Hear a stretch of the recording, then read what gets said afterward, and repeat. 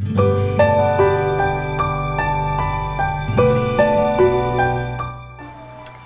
guys, good day Ma'am Antoinette, good day classmates.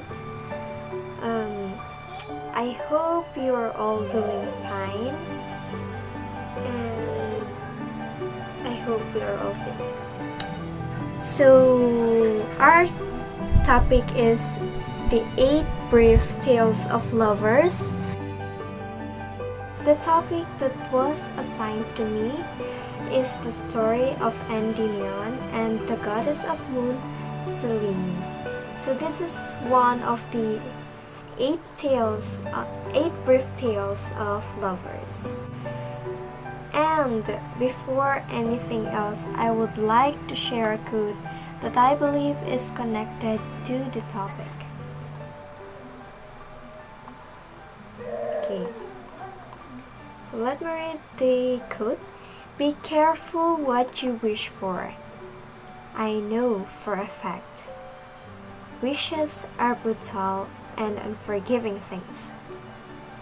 They burn your tongue the moment they're spoken, and you can never turn them back. By Alice Hoffman. I am also fond of making wishes, and I can't deny the fact that those wishes were careless and uttered out of the blue, out of the desire and anything, without even thinking of the consequences, and just focusing on what it will bring and completely ignoring the negative outcomes it would bring, which will surely turn out to regrets. So this quote reminds me of those days when I wished I can use my cell phone all day without doing anything. I wished I can stay at home longer without doing anything because I am just too tired of being a student. As far as I can remember, I uttered this wish when I was in first year college in ISU because honestly, I'm just too tired of studying. Especially, I am a future educator, and I know most of you would also relate on how I feel that time. And guess what happened? I think I can say wish granted, but no, this is not what I imagined to happen.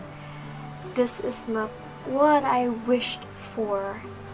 So guys, I would definitely recommend that you guys should be careful on what you wish for because they might happen. But if you cannot avoid making wishes, then make sure it is a detailed wish. When I say detailed wish, you should indicate the things that you wanted to happen and also mention the negative outcomes, the possible negative outcomes that you shouldn't want. Like, I wouldn't want this to happen. I want this to happen. That way, the wish maker or the one who's listening to us, it would be clearer for him. So let's move on to the next slide. So by the way, I am April Joy Baloloy Fernandez from BS Ed 2B major in English. The eternal love story of Selene and Endymion, the tale of lovers. First, I will introduce to you the main characters of this story, Selene and Endymion. Selene, the eternal beautiful goddess of the moon in Greek mythology, is well known for her great love with the beautiful mortal Endymion. So Endymion is a mortal. Next, Endymion, on the other hand, is a beautiful youth who spent much of his life in perpetual sleep. Some says he was a hunter, some a prince, and an alien shepherd, but several traditions say he was originally the king of Alice. So there are a lot of different versions of who he really is, and it is really confusing. But since he was depicted sleeping outside, I think we should focus on him being a shepherd or a hunter. Okay, so let's move on. Thinking that Endymion is mortal and Selene is immortal, I believe you now have a clue on what their story is all about. And let's start to know them better. Next slide. One day, Selene was riding her white horse in the sky and saw Endymion, who was taking a nap among all his sheep. Selene fell in love with him at first sight, but she was anxious that their love be eternal because she was immortal and he wasn't. That made her wish to make him immortal. Even in love at first sight, you would utter such wishes, careless wishes, out of desire. Who wouldn't wish for the person they love to love them back, right? So next, that night, Selene goes to Zeus and asks for Endymion's eternal beauty and immortality. So then Selene, out of Selene's selfish desire, she wished to make Endymion immortal without even considering if he would agree and what would be the consequences of her wishes. So then Zeus grants him immortal youth, in which he would never grow old or die, but with the condition that he fall into eternal sleep. He remained ageless and beautiful forever. He lay in a cave on Mount Latmus in Caria. So if you would be in Selene's shoes, would you do the same? Well, it is hard to give comments since we are not the one experiencing such. But if I am really in love with that person, I think I can do it too. I would probably do that because love makes people live, right? And it makes a person do selfish things for happiness. So imagine how would Endymion feel, and that made him suffer of eternal sleep. So imagine Endymion sleeping alone in the cave. I don't think I can do that. Selene visited her sleeping lover in the night. As she rode the night sky, she would come down to the earth just to be with the beautiful Endymion. Night after night, the moon visits him and covers him with her kisses. Her lover will never wake, and she will never die. They are together for eternity. So the goddess was then able to love, caress him freely and without restraint, abandoning herself to her desire and love. And as a result of her wish, Endymion sleeps forever, dreaming wonderful dreams, never nightmares. Every night, Selene showers Endymion with her kisses, but he will never know, because in Endymion's view, Selene is like a dream, and it is not happening in reality. She is just a dream in Endymion's point of view.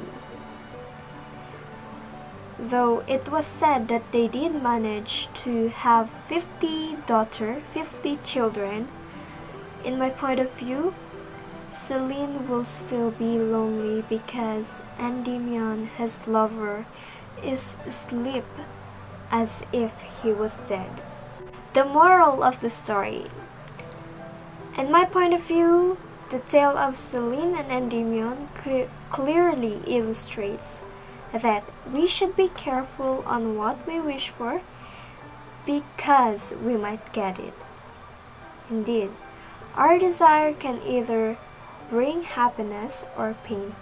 Happiness because finally our wishes come true, and pain because of selfishness and negative outcomes. Our selfish action will do no good for us and even to the people we love.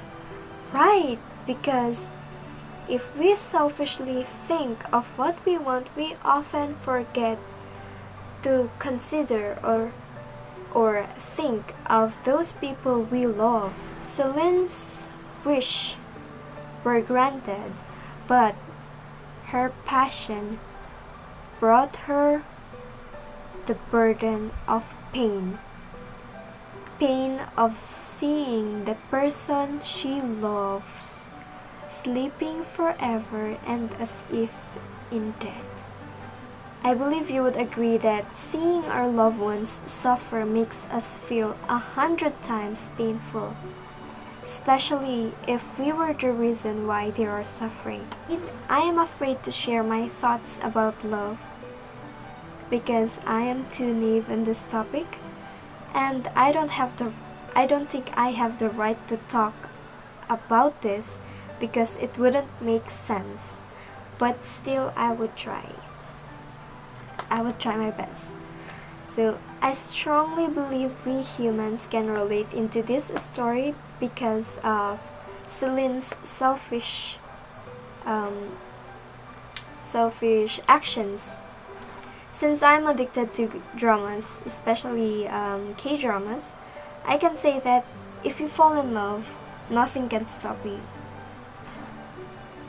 You can do anything you thought you couldn't do. And we cannot deny the fact that love is too powerful that it makes people go crazy. And that includes careless decisions, actions that we thought would bring happiness. However, if I am in Selene's situation, I would rather be contented on confessing my feelings towards the person I love. And if he rejects me, then be it. At least I tried being with him, but he is not happy. It would be a torture on my side, right? Just like those fairy tales we had watched when we were a kid. Every wishes have consequences, and those granted wishes resulted into them having the life that they don't want. That there is a missing piece unto them, and that is the genuine happiness. The genuine happiness that we are all looking for. Another quote that I would like to share to end this topic is, be careful what you wish for, because not everything you want is good for you. By author Ravi Sharma. So often we forget to focus on the negative sides of our wishes because we are too blind by the positive outcome it will bring. we tend to disregard those as long as it will make us happy. And I cannot help but to think, if only we are contented on what we have, we would not utter wishes. Be careful on our wishes, because at the end of the day, regret is something we don't want to happen to us. Being haunted by a countless what ifs. And again, we often forget to trust the plan of God and keep on asking, Lord, sana ganito, sana ganyan, not knowing that it is not for us, that there is something better compared to what we want. There is something greater that God has in store for us. The reason why there are wishes that is being granted is to teach us that it is not a thing that is meant to be for us. The main question in this story is that if your wish was granted, would it be good for you? How about those people around you? So let us use our minds and hearts together in order to be saved from the karma of wishes. So thank you for watching. Keep safe and God bless.